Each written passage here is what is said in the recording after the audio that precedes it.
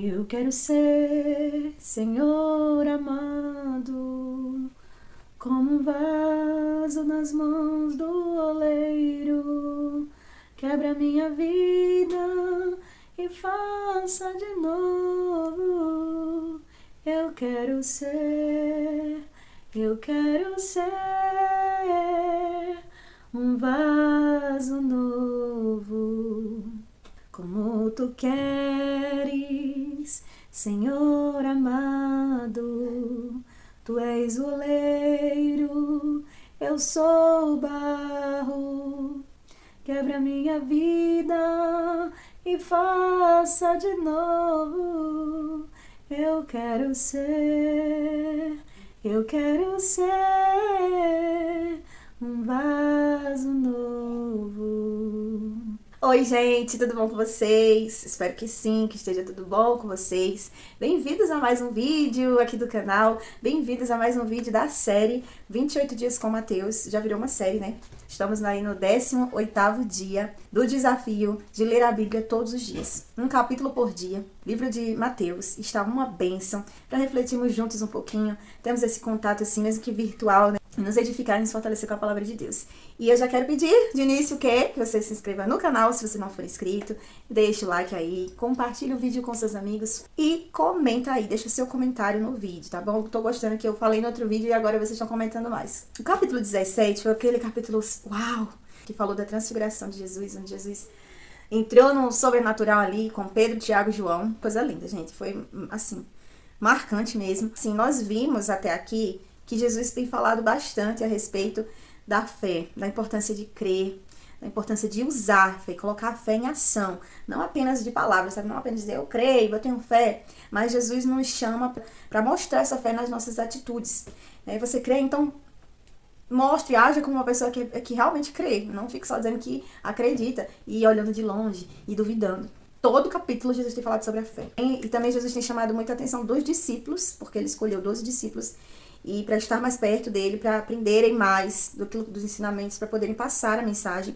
E ele ensinava muito os discípulos, mostrava muitas coisas para eles, e eles ficavam o tempo todo olhando assim pelos olhos da carne, sem entender as coisas direito, perdidos, e Jesus sempre chamando a atenção deles: olha, homens de pequena fé, não duvidem, não temas. Jesus sempre dava um puxãozinho de orelha. No capítulo 18 já começa com uma pergunta desses discípulos para Jesus, né? Eles já começaram perguntando quem seria o maior no reino de Deus. Uma preocupação aí com posição, né? Com hierarquia. Já que Jesus fala tanto de um reino de Deus, lá nesse reino, quem seria o maior? Quem é o maior lá? Jesus fez algo inesperado para eles. Surpreendeu os discípulos. Versículo 2. Jesus, chamando uma criança, colocou no meio deles e disse: em verdade vos digo que, se vós não vos converterdes e não vos tornardes como crianças, de modo algum entrareis no reino dos céus. Portanto, aquele que se humilhar como esta criança, esse é o maior no reino dos céus. E quem receber uma criança tal como esta em meu nome, a mim me recebe. Primeiro, Jesus colocou a criança no meio deles. Antes de falar qualquer coisa, ele teve uma atitude que também fala por si. Ele não só mostrou, apontou para a criança, falou daquela criança, não. Ele pegou a criança, colocou ela no meio dos discípulos e depois ele falou. E aí, depois que ele colocou a criança no meio, antes de responder, ele disse assim para os discípulos: se vocês não se converterem, o que é se converter, gente? Mudar de atitude. Se vocês não mudarem, se vocês não virar a chave aí do pensamento, que vocês estão sempre com o meu pensamento, olhando essa visão limitada. Se vocês não se converterem e vocês não se tornarem como esta criança aqui, de jeito nenhum, de modo algum, não importa o que vocês fizerem, se vocês não mudarem o pensamento, não mudarem as atitudes, não se converterem, não forem como esta criança, não adianta fazer mais nada. Aí ele estava falando de entrar no reino. Não é de ser o maior. Primeiramente ele falou, olha, a pergunta dos discípulos foi quem é o maior. Mas primeiro Jesus foi responder, primeiramente eu vou dizer como você vai entrar lá, porque vocês, ao invés de estarem preocupados com quem é o maior, vocês devem estar preocupados se vocês vão entrar. Nós temos que estar preocupados primeiro com chegar lá. Ter certeza que vamos conseguir chegar lá. Mas eles já estão preocupados com quem seria o maior. Jesus já foi jogando logo a real na cara deles, que eles já estavam com as prioridades já invertidas. E antes de responder quem é o maior, ele respondeu como vocês fazem para entrar. Se vocês não forem como essa criança, vocês não têm nem como entrar lá. para começo de conversa. O versículo 4 diz: quem se humilhar como essa criança, esse sim será o maior no reino dos céus. E aí eu perguntei lá no grupo do WhatsApp, que nós temos um grupo do desafio, para você, o que seria se humilhar como uma criança? Tem outra tradução que fala ser humilde como uma criança. E tem tudo a ver, né? A mesma coisa, o mesmo sentido. Essa humilhação, essa humildade, ela está relacionada com ao oposto da soberba. A soberba que o adulto tem de competir entre si, dizer assim, eu quero ser melhor para que o mestre me note mais. Essa competição entre si, de quem é maior, as crianças elas não têm. Naturalmente, né? Quando elas são... Antes de elas serem contaminadas pelos adultos, né? Porque hoje em dia a gente tá vendo que muitas crianças têm já esse tipo de coisa. Mas é contaminação, influência, inflamação dos adultos. A criança, né, que não foi contaminada com esse tipo de coisa, por ela mesma, ela não tem isso. Ela não tem vergonha de pedir algo, de se quebrantar pra chegar, pra dizer, eu preciso, eu quero. E ela tem nela a necessidade do adulto. A necessidade de alguém que cuide dela. Reconhece essa necessidade. Eu, olhando assim, minha relação com as minhas filhas, minhas 3 filhas, é que elas são pequenas ainda e elas sabem que elas precisam de mim. Elas sabem que tem coisas que elas não vão conseguir sozinhas e elas reconhecem isso e elas vêm pedir ajuda. Aí quando isso se perde, quando vai entrando na adolescência, que já vai entrando uma maior contaminação e a transição para a fase adulta também, você pode ver que o adolescente, uma das primeiras coisas que o adolescente, quando ele, ou pré-adolescente, né, quando ele vai saindo assim da infância, uma das primeiras coisas, características que vem surgindo é essa: eu agora posso dizer o que eu quiser, é o que dá na minha cabeça, porque eu não dependo mais de mãe, de pai para tomar decisão, eu já sei minhas coisas sozinho, já sei pensar sozinho, eu já faço e aconteço, porque já se acha que tem sabedoria suficiente, não aceita conselho, não consegue, ter essa humildade que a criança tem. Vai chegar na pré-adolescência, vai vir aquele pensamento de que, olha, eu posso. A principal característica da humildade de uma criança é essa: reconhecer a necessidade do pai. Reconhecer que precisa de alguém maior que ela. Então, já está respondida a pergunta dos discípulos. Se a criança, ela reconhece que ela precisa de alguém maior. Ela não vai querer ser maior do que o adulto. Pode comparar com o adolescente, como é diferente. O adolescente fica querendo ser maior, querendo aparecer, mas a criança ainda não tem isso. A criança, ela ainda tem um limite ali, que ela sabe que ela é dependente. Então, essa é a característica de se humilhar com uma criança. Eu e você precisamos saber que nós somos dependentes. Sempre vai ter alguém maior do que nós. Tem que ficar com o pensamento de, quem é o maior, você é o maior. Não. A mesma humildade que ele estava falando dele. É tanto que depois ele se compara a criança com ele próprio. No versículo 5, ele diz: quem receber esta criança, a mim me recebe. Porque ele comparou a criança com ele. Então, essa humildade é a mesma do capítulo 11, quando ele disse: aprendei de mim, que sou manso e humilde de coração. Então, essa humildade de Jesus é a mesma da criança. É esse tipo de humildade de reconhecer que sempre terá alguém acima de você. Não fique querendo... Você nunca vai ser 100% maior. E também, gente, isso é tão importante que, se você for olhar lá as bem-aventuranças, que Jesus fez aquele discurso, né? Bem-aventurados, os mansos, os puros de coração, vocês lembram? Naquelas bem-aventuranças, assim que Jesus se senta e começa o seu discurso, a primeira coisa que ele fala é: bem-aventurados os humildes. Já para início, assim, já foi de cara o primeiro versículo já fala: bem-aventurados os humildes. Também é a mesma humildade desse sentido aqui. É a humildade de estar abaixo de uma autoridade, você reconhecer que você precisa de alguém maior do que você. Preciso ter um guia. Eu não sou autossuficiente, eu não faço acontecer, porque quando a gente começa a perder esse tipo de humildade, nós começamos a nos tornar soberbos. Achar que nós podemos fazer muito, começamos a confiar na nossa sabedoria, na nossa inteligência, no nosso esforço. E aí a gente vai cair no engano, começa a cair no engano. E aí é que a gente não vai chegar mesmo, como Jesus falou primeiro, né? Primeiramente você tem que se preocupar com entrar lá, chegar lá. É muito forte isso, gente. E ele segue falando, né, dos tropeços. A partir do versículo 6, ele diz: qualquer que fizer tropeçar um desses pequeninos que creem em mim. Aí ele estava se referindo tanto às crianças quanto aos adultos que são como as crianças. Esses pequeninos, esses que são humildes como as crianças, que se humilham como as crianças, que reconhecem a autoridade de Deus e também a autoridade da terra, esses que sabem ser humildes, eles estão no caminho certo. Se houver alguém que fizer esses verdadeiros tropeçar, era melhor que pendurasse uma pedra no pescoço e se atirasse no mar. Olha que forte, versículo 6. Aí o 7, ele começa a falar dos escândalos, que é necessário que os escândalos eles acontecessem, mas ai daqueles que forem os causadores dos escândalos. Então você vê, muita coisa acontece no meio cristão. Estão ali servindo a Jesus, aí acontece um escândalo, principalmente quando é em relação a líderes, né, pastores, gente que estão assim em posição de liderar muitas pessoas, que acontece escândalo e as pessoas ficam: uau, meu Deus, e agora? E desvirtua a mente, desvirtua a fé e começa a se escandalizar com aquilo ali, e sai da presença de Deus enfraquece, deixa de acreditar em tudo que acreditava. Às vezes a pessoa tem humildade para entrar no reino, está no caminho certo, mas aí tropeça, cai por causa de um escândalo de alguém maior, por causa de algo que aconteceu, a pessoa perdeu as forças de acreditar, ficou envergonhada. Por exemplo, nós que somos cristãos, né, nós estamos vivendo um tempo de muitos escândalos, muitos. Então aqueles verdadeiros, eles ficam até, meu Deus, como que eu vou pregar o evangelho? Como que eu vou falar? Você sai com a Bíblia, você vai falar hoje em dia, você pode ser envergonhado, não, porque as pessoas vão ter o direito de apontar o dedo na sua cara pra dizer, fulano da tua igreja que fez isso, fez aquilo, aconteceu, não sei o que lá, que é todo mundo mentiroso, e o pastor tal, e não sei o que, e você fica o quê? Cara no chão, aí você termina por mais que você seja verdadeiro, por mais que você tenha humildade, você fica envergonhado, sem querer mais trabalhar pra Jesus, sem querer mais fazer a obra, que você diz, nossa, nem fui eu, e tô levando o nome que eu tô no bolo também. Mas se você tá junto é porque você concorda, não, ó. Se lembra da parábola do joio e do trigo?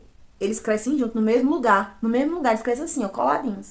Mas só quem pode separar, lá no final, é quem vai colher. Você, às vezes, arranca o joio, você pode arrancar o trigo junto. Então, essa parábola tá falando a mesma coisa disso aqui. Por causa de um que escandaliza, outros que são bons terminam sendo arrancados juntos, saindo da presença de Deus. Então, por isso que eles vão pagar e pagar muito caro. Quem escandaliza não está destruindo sua própria vida apenas, está destruindo a vida de outras pessoas. Então, ele começa a falar assim, dar exemplos, a dizer, olha, se o teu pé te faz tropeçar, se você vê que isso é errado, te faz errar, é melhor você cortar, é melhor você não ter esse pé, né? Já que você sabe que com aquele pé você não vai conseguir andar direito, você vai tropeçar. Isso aí é só para quem tá entendendo o espiritual. Se você for analisar pelo olhar carnal, você vai entender mão, pé, braço.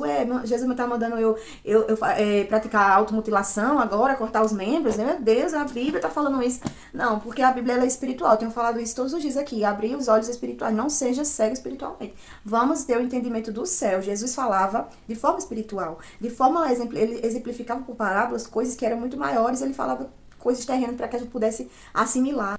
Se um dos teus olhos te faz tropeçar, arranca e lança fora, que é melhor você entrar na vida sem olho do que com os dois olhos você ir pro inferno. Então, assim, se eu sei que eu não consigo ver, exemplo bem claro, bem besta, né? Se eu vejo que eu tô numa rede social e eu não consigo deixar de acessar coisas que não agradam a Deus, e eu permaneço no lado, não, eu vou ficar aqui, mas eu não vou entrar, não, eu tô confiando em mim mesma. Vai chegar uma hora que eu vou clicar, eu não vou suportar a minha carne, ela não vai aguentar, ela não vai resistir. Então, se eu percebo que eu não tenho resistência, é melhor eu não ver nada. É radical, arrancar e jogar fora. Se eu sei que em determinado local, se eu entrar, eu vou cair, eu vou pecar, eu vou fazer algo que vai desagradar a Deus, eu nem vou lá. Isso é radical demais, entendeu? Dá pra você ir em determinado lugar não se contaminar. Pode ser que outras pessoas, elas vão lá e não se contaminem, mas eu sei que se eu for, eu vou me contaminar, porque eu conheço meus limites. Então aqui, Jesus estava falando de forma individual, não era de forma geral. Você tem que reconhecer o que pra você te faz pecar. Você tem que saber seu limite, você não tem que ficar se comparando com os outros. Porque pode ser que alguém assista alguma coisa, alguma série, alguma coisa que não se contamine, pra ela não seja nada, não ative gatilho nenhum na mente, mas pode ser que pra mim, quando eu assistir, aquilo ali vai me fazer pecar, aquilo ali vai abrir uma porta pra Satanás agir na minha vida e vai servir de tropeço. Então, se eu sei que eu não tenho estrutura, que eu não consigo, que eu tenho gatilhos com aquilo ali, eu vou evitar totalmente, 100%. Isso é arrancar e jogar fora. Arrancar um pé, arrancar uma mão, arrancar um olho. Porque você tem que agir de forma radical com você para você conseguir estar na vontade de Deus. Muitas das vezes eu olho para minhas filhas assim, eu digo alguma coisa, mas você não é assim não. Eu digo, é assim, eu já tive sua idade, eu sei o que vem depois, você ainda não sabe. Então, o adulto, ele vê o depois, porque ele já passou. Deus, ele sabe o que tá lá na frente, né? A gente não sabe, a gente não passou ainda. Então, vamos nos colocar na posição de criança, de filho, e confiar no nosso pai, saber que ele sabe o que vem depois. Vamos confiar na orientação que ele dá. Quando Jesus estava dizendo que ai daquele que fizer tropeçar um pequenino, um humilde de verdade, ele estava mostrando a importância que esses pequeninos têm para ele. E ele mostra que o amor dele pelos verdadeiros é grande. Ele continua falando isso. Agora, o que ele vai falar é sobre ovelhas. Ele vai comparar os pequeninos como ovelhinhas. Vai contar uma parábola, a parábola da ovelha perdida. Se um homem tiver 100 ovelhas e uma delas se perder, ele não vai deixar 99 no monte e procurar aquela que se perdeu?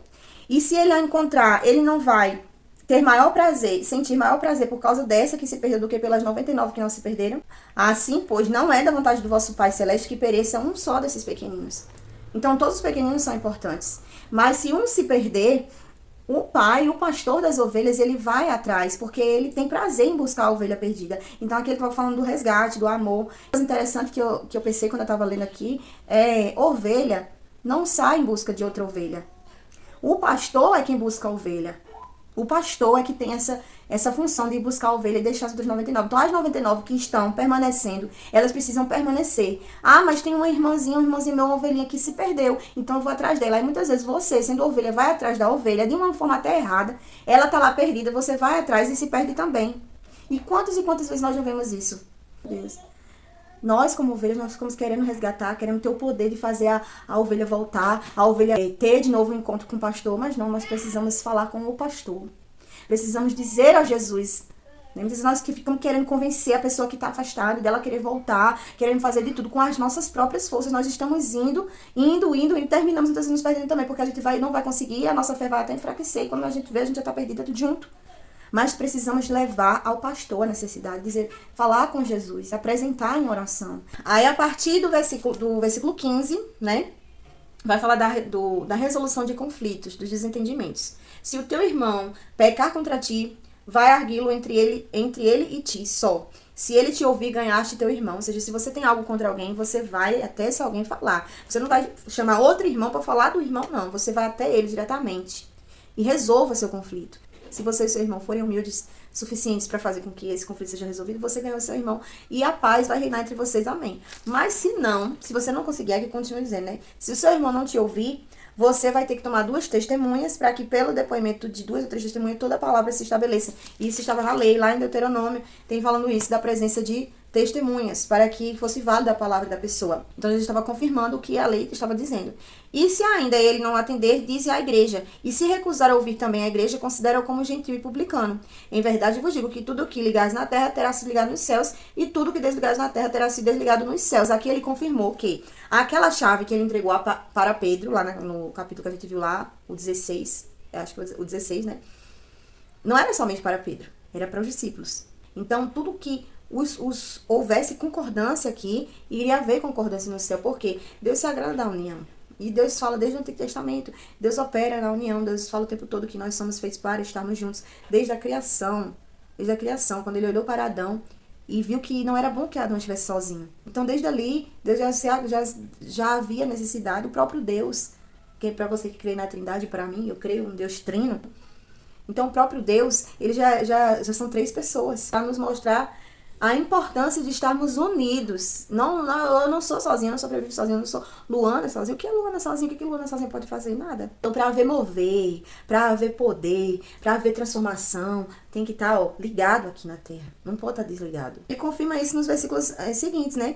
Que fala de 2 ou 3 reunidos, ou seja, reunião, união, estar presente. Então, se você ler aqui, você refletir, orar a Deus, o Espírito Santo, ele vai revelar para você. Essa palavra aqui está falando de ligação humana. Nós precisamos estar ligados uns aos outros. Eu não tenho como orar a Deus, pedir algo, pedir que Deus venha fazer meu favor, e eu não consigo perdoar o meu irmão, eu não consigo me resolver com ele, me entender, eu não consigo ir até ele pedir um perdão. Então, como que eu vou querer que Deus me ouça? Jesus ensinou isso na oração do Pai Nosso. Ele diz para nós falarmos para o Pai: perdoa as minhas ofensas, assim como eu perdoei quem me ofendeu. Então, se eu vou querer me ajoelhar e receber o perdão por algo que eu fiz, receber o perdão de Deus, eu preciso ligar isso aqui também na terra, com o meu irmão. Eu não posso, se o meu perdão aqui está desligado, o meu perdão de Jesus para mim também vai estar desligado.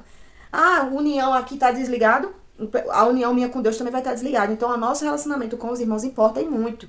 E muito. Não adianta, não preciso frequentar a igreja, não preciso me reunir, eu faço as coisas, eu oro em casa, eu faço tudo sozinho em casa, eu evangelizo, eu creio em Deus, eu por mim, não gosto de ninguém, eu não gosto desse negócio de ser humano, prefiro os animais. É o que Jesus está dizendo aqui. Não tem nem como você chegar lá. Você não vai chegar nem na porta do reino. Porque Jesus fez você para viver em união, para ligar as coisas aqui na terra com os seus irmãos, com as pessoas. E se você tem algo dentro de você que impede você de amar as pessoas, de olhar, de estender a mão, de abraçar, de perdoar, clame o Senhor, coloca a face no pó, se humilhe, pensa aí como são as crianças, pega o exemplo que Jesus falou. Jesus é fiel. E eu posso te afirmar isso por experiência própria, porque eu já fui orgulhosa. Eu já fui muito orgulhosa em relação a perdão, em relação a pedir perdão, e meu Deus do céu, e perdoar também, e estar junto. Eu já fui dessa pessoa que falou assim: nenhuma pessoa presta, já perdi a esperança com o ser humano, e assim mesmo, eu reclamei a Deus para que ele me mudasse. Isso faz parte do negar-se a si mesmo. Se você vê que você é assim, negue-se a si mesmo. Então, cada dia, constantemente, a gente precisa ter essa visão de minha personalidade humana, terrena, ela vai sempre se inclinar para as coisas do mal e me afastar de Deus. Então eu preciso entrar no espiritual para me aproximar de Deus. E a carne, ela precisa ser segundo, terceiro, quarto, quinto, último plano. Não pode ser o primeiro, porque se a carne for o primeiro plano, reinar, dizer, eu sou humano mesmo, é assim mesmo, mas Deus sabe. Nesse Deus sabe, você nunca vai se aproximar de Deus. Você vai sempre Deus sabe, Deus sabe. E vai ficar nisso. Logo em seguida, ele fala sobre o perdão, nos versículos 21 ao 22, da quantidade de vezes que precisa ser perdoada. Porque ele estava falando dessa questão de ligação na terra, e aí Pedro adiantou-se e perguntou. Pedro se aproximou, mais uma vez isso me chama a atenção, porque Pedro tinha muita facilidade de entrar no espiritual. Facilidade de sair também, mas... mas ele não tinha muita barreira, né? Ele, lá na transfiguração, ele foi o primeiro que falou, se adiantou e disse, vou preparar 3 tendas, deixa... Então ele estava disposto, quando foi lá no mar também, né? Ele disse, Senhor, se é o Senhor, me manda ter convosco, ele que se ofereceu para ir andar sobre as águas com Jesus, para viver o que Jesus estava vivendo. Então Pedro era muito assim, ele tinha essa sede maior, essa disposição de ir adiante. Então, aqui mais uma vez, Jesus estava falando de proximidade e ele se aproximou. Jesus estava falando sobre isso e ele se aproximou de Jesus aqui, ó. Versículo 21. Então, Pedro aproximando-se. Acha que a gente precisa ter essa aproximação de Jesus. Se algo nos incomoda, precisamos nos aproximar de Jesus para perguntar. E Pedro fez isso. Pedro escutou e disse, mas Senhor, esse negócio de ligar e pedir perdão, se eu ficar sendo feito besta, né? Será que assim, porque... Às vezes tem gente que faz a gente de besta, né? Porque a gente fica perdoando. E chega uma hora que você fica, meu Deus. E se você for olhar por essa visão, você também tá fazendo Deus de besta. Porque quantas vezes que a gente erra e vai pedir perdão novamente. E Deus nos perdoa. A resposta 70 vezes 7 que Jesus deu, na verdade tá querendo dizer assim. Muito mais, 10 vezes mais, 500 milhões de vezes mais do que você pensa. Ele perguntou até 7 e ele chutou, né? Pedro também entrou nessa questão de vezes, né? De número.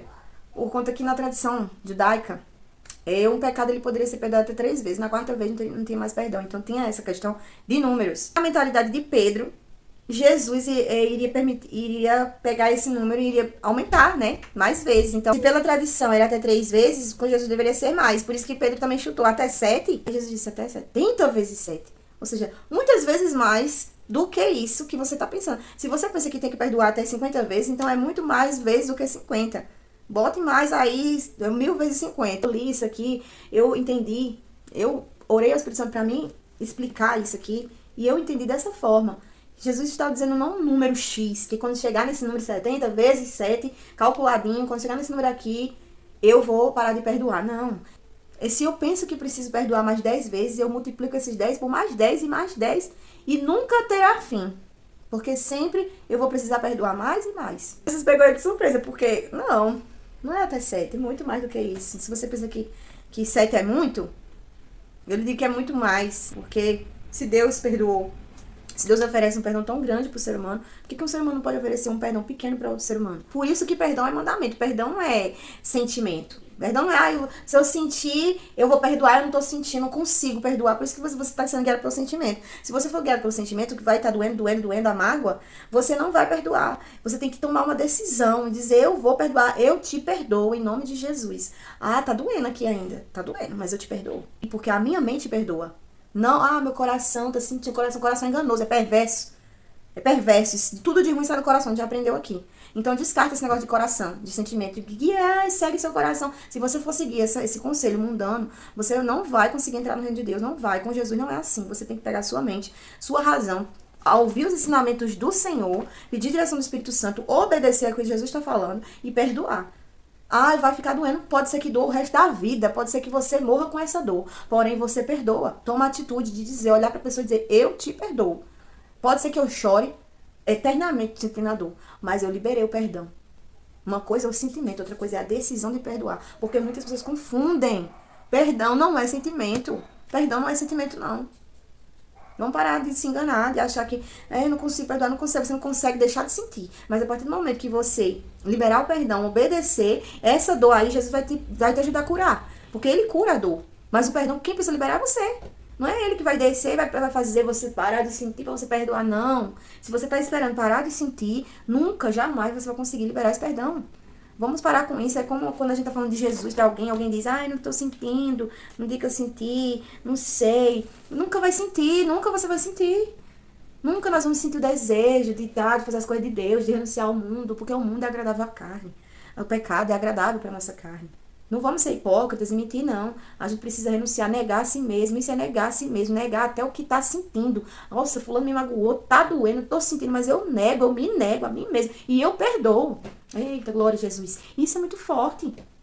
Isso é muito forte, muito difícil, muito pesado. Mas Jesus dá graça. É através de Jesus. Por isso que Jesus veio. Por isso que ele veio em carne, se fez homem. A necessidade de Jesus vir, morrer e ressuscitar. Para que nele, não é em Luana, não é na sua amiga, na sua própria força, não. É nele. Para que nele você tivesse essa capacidade de conseguir. Eu perdoo porque Jesus me perdoou.